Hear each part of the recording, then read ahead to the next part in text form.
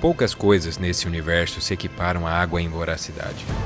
Recém-saída da hibernação, desce a montanha com uma fome que mastiga a rocha mais dura e faz a terra tremer com seu ronco. Livre e possivelmente receosa de que possa ser trancafiada em gelo mais uma vez, tudo ela quer e tudo consome. Finge não olhar para trás, embora seja memória viva, e sorri um arco-íris em sua passagem, ainda que isso implique, ao cair, rasgar cicatrizes e alterar a dinâmica da vida. Ossos do ofício, ela diria. Afinal, seu correr eufórico e quase obsessivo pertence, e é assim que ela se justifica, a uma estranha e irresistível necessidade de seguir. Embora tudo isso possa nos parecer um grande exagero, ou a necessidade inconsciente de compensar o que quer que seja, não podemos julgá-la. Já que, bem, pois é, também somos água. E, sinceramente, o que será que isso diz sobre nós?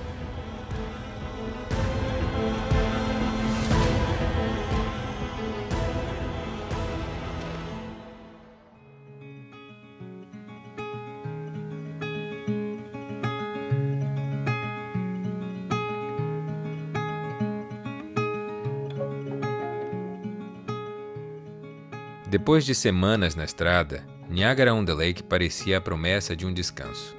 Uma cidade pequena, elegante, cheia de cafés, vinícolas e aquele silêncio que faz a gente pensar: aqui dá para respirar. Mas a verdade é que quando se viaja há tanto tempo, o corpo pode até querer pausa, mas a cabeça não desacelera. Niagara-on-the-Lake já foi a capital do Alto Canadá, mas hoje é famosa pelos vinhedos premiados, pelo festival de teatro Shaw e por atrair casais apaixonados que aparentemente nunca se cansam de passear de mãos dadas. Sair nadando aqui e chega lá, nos Estados Unidos. Sem fronteira, sem muros, sem nada.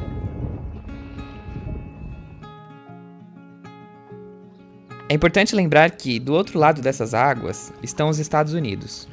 Muitos nadadores já cruzaram essa distância e enfrentaram esse desafio náutico, incluindo a lendária Gertrude Ederling, que depois de nadar o Canal da Mancha, achou que atravessar Niágara seria só um aquecimento.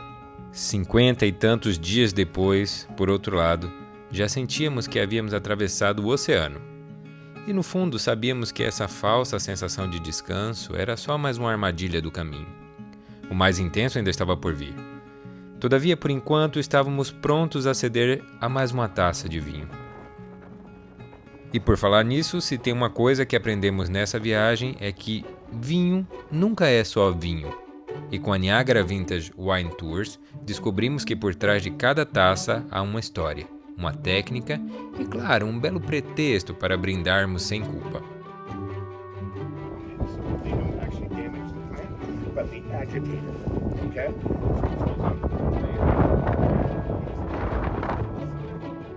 O nosso passeio incluiu traslado, visita a 3 vinícolas e um almoço incrível. E começamos com estilo, na Rockway Vineyards, onde fomos apresentados ao famoso Ice Wine, uma especialidade canadense feita com uvas que congelam naturalmente na videira antes da colheita. O resultado é um vinho doce, intenso e raro, já que a produção exige paciência e temperaturas abaixo de menos 8 graus Celsius. Take your time, guys. A gente achou que ia só provar, mas bem, digamos que algumas garrafas decidiram viajar conosco. Na Caçaba Vineyards, conhecemos uma produção mais artesanal, com vinhos de pequenos lotes, feitos com dedicação quase obsessiva. E aqui aprendemos uma outra grande lição na enologia canadense. Cada gole pode vir acompanhado de uma leve crise financeira.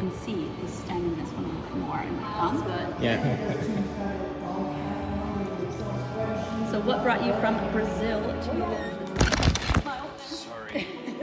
Depois de tanto aprendizado e degustação, era hora de almoçar. E como a gente não faz nada pela metade, nosso almoço veio com vista para um ninho de águias carecas. O que, aqui em Niágara, é basicamente a versão local de ter pombos disputando o seu lanche.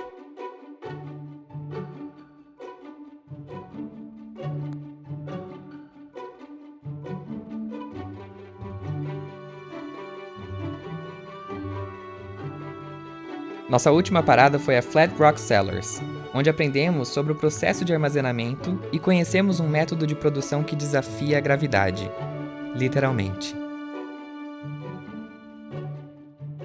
A vinícola usa um sistema chamado Five Level Gravity Fed, que elimina o uso de bombas para transferir o vinho entre os estágios de produção. Em vez disso, eles aproveitam a gravidade para mover o líquido de um nível a outro, mantendo a integridade dos sabores e aromas. Ou seja, enquanto a gente sentia o peso e o cansaço da viagem, os vinhos da Flat Rock desciam tranquilamente pelo processo mais natural possível. It's a posterity thing. It's fun for us to come down here and look at the evolution of the brand. É lindo a natureza, tudo que você aprende e saber fazer e entender como funciona. Tem que pôr mais água, menos água, espero que não chova. Mas quando tudo isso tem que chegar numa meta de quanto você vai produzir, de quanto você tem que vender por ano, eu acho que é um pouco assustador, né? Deve ser um pesadelo. Eu tô achando isso lindo, maravilhoso, mas assim, o tanto de investimento que tem que ter de dinheiro, de pessoa, de mão de obra, de tempo investido para conseguir um vinho bom, ainda participar de competições, avaliações e é assim, o comércio não... There's another one here too. This one is a little bit trickier to see, but Oh my. see that? Yeah, here like the... Yeah, this spine, I guess. Whatever skids. A cada taça, particularmente, pensava: o que será de nós quando tudo isso acabar? Niagara-on-the-Lake pode parecer um refúgio de calma e vinho bom. Mas essa cidade tem um passado agitado. A cidade também foi um ponto fundamental na Underground Railroad, a rede secreta que ajudou escravizados a escaparem para a liberdade no Canadá. Inclusive, Harriet Tubman, uma das líderes desse movimento, cuja história motivou um filme incrível estrelado pela Cynthia Erivo. Fica aí a dica para quem gosta de história com muita emoção e uma trilha sonora potente. E se por um lado o passado deixava suas marcas nos casarões e nas ruas de paralelepípedo, o presente deixava marcas na gente.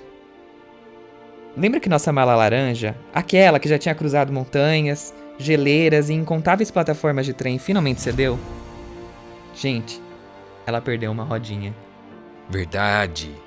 A gente sentiu essa perda, porque carregar uma mala manca não é só um exercício físico, é uma metáfora da vida. Estávamos há mais de 50 dias na estrada, acumulando não só memórias, mas também dores nas costas e faturas do cartão de crédito.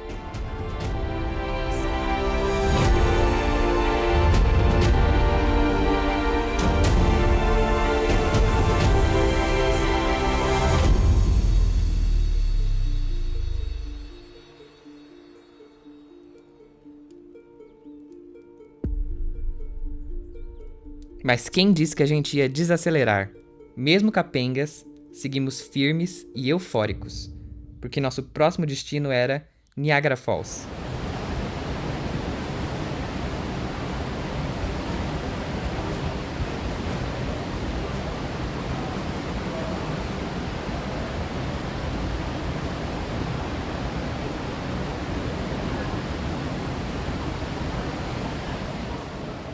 E se tem um lugar onde tudo pode desabar de vez, moleque, é lá.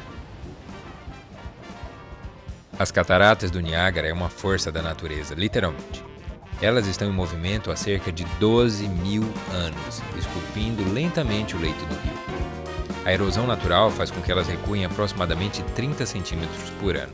Parece pouco, mas desde que surgiram, as quedas já avançaram 11 quilômetros rio acima. Ou seja, em alguns milênios elas podem acabar bem no meio de Toronto. Brincadeiras à parte, esse recuo acontece porque a água, em sua insistência infinita, desgasta a rocha subjacente e faz com que pedaços inteiros desmoronem. E é exatamente essa energia bruta que dá a Niagara Falls seu espetáculo grandioso. Estamos falando de 2.800 metros cúbicos de água por segundo, despencando com força suficiente para abastecer várias usinas hidrelétricas.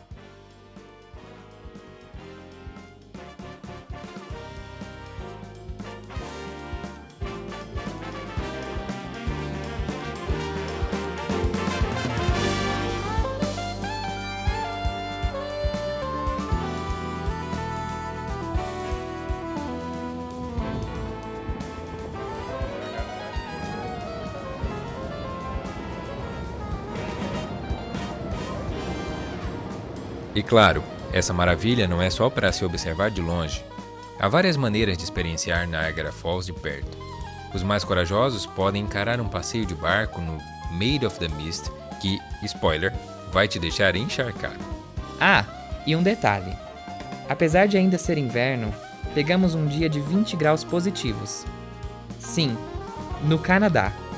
Por isso, tivemos o privilégio de ver as cataratas completamente descongeladas e sem precisar bater o queixo de frio.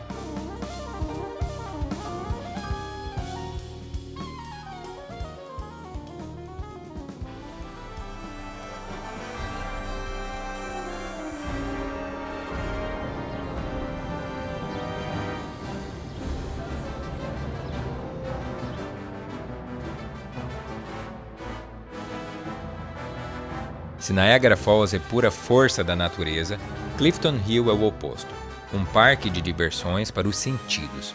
Luzes piscando, música competindo pelos nossos tímpanos, letreiro brilhando em neon e todo tipo de atração que parece saída diretamente de um sonho.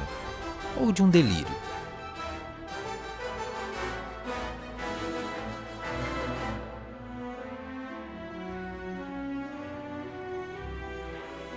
E nós, já completamente entregues ao espírito do exagero, mergulhamos de cabeça nessa overdose de estímulos. Primeiro, no Rainforest Café, onde as paredes imitam uma selva, trovões ecoam no teto, e de tempos em tempos, um gorila animatrônico decide lembrar que ele existe.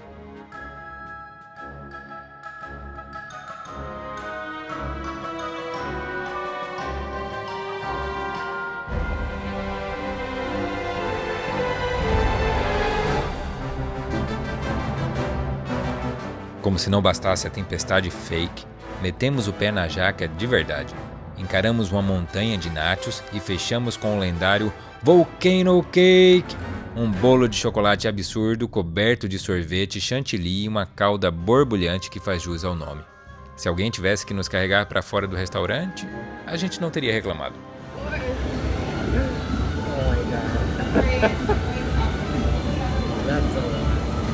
Yeah.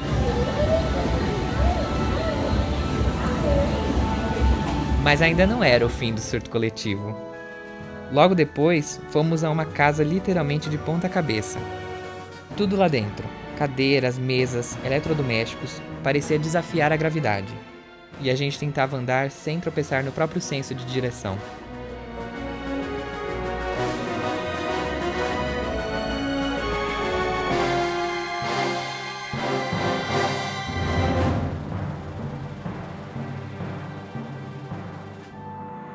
Para encerrar com chave de ouro essa maratona de estímulos, fomos ao Museu de Cera.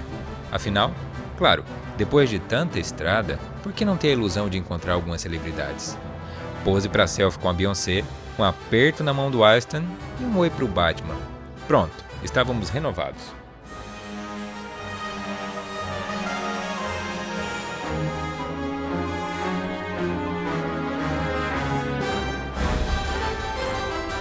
Ou pelo menos era o que a gente achava. Talvez no fundo a ideia fosse apenas garantir a foto e, quem sabe de leve, enganar o relógio.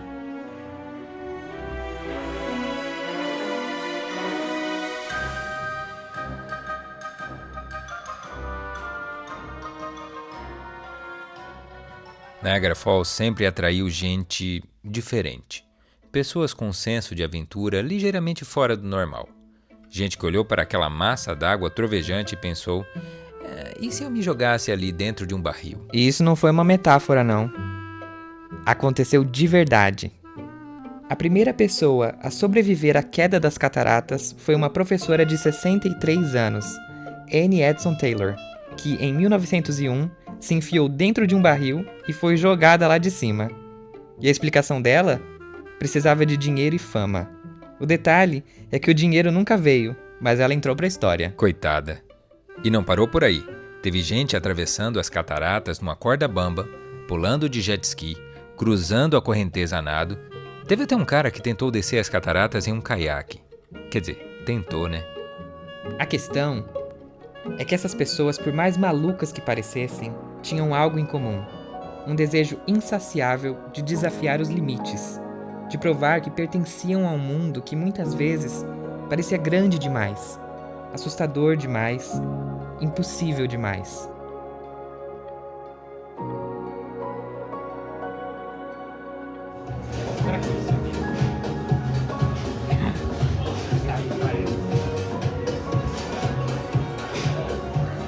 E olha, a gente não se jogou com um barril, mas de certa forma também saltamos no desconhecido. Pegamos a estrada sem saber exatamente o que encontraríamos, guiados por uma fome que no fundo não era só por aventura, mas por pertencimento.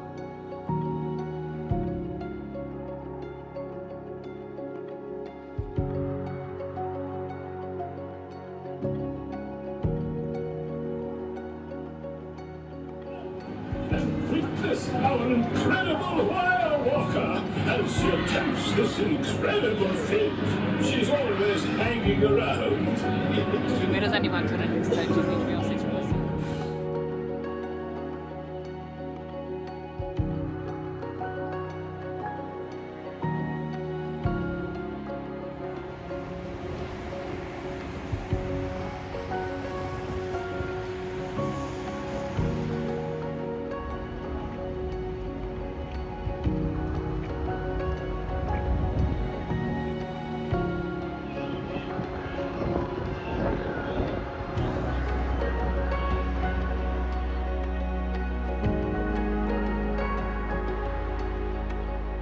O que nos trouxe até aqui foi a mesma coisa que impulsionou os Daredevils de Niagara. Uma vontade absurda de sentir tudo, de não passar pela vida sem deixar uma marca, de dizer, estive aqui.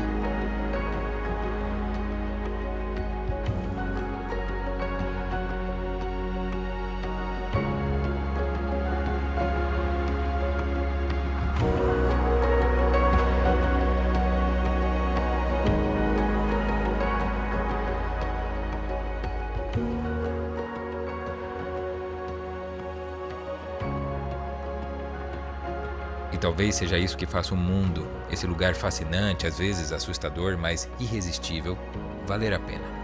Ele sempre tem espaço para os que ousam transbordar, ou, custe o que custar, sonhar um pouco além da conta.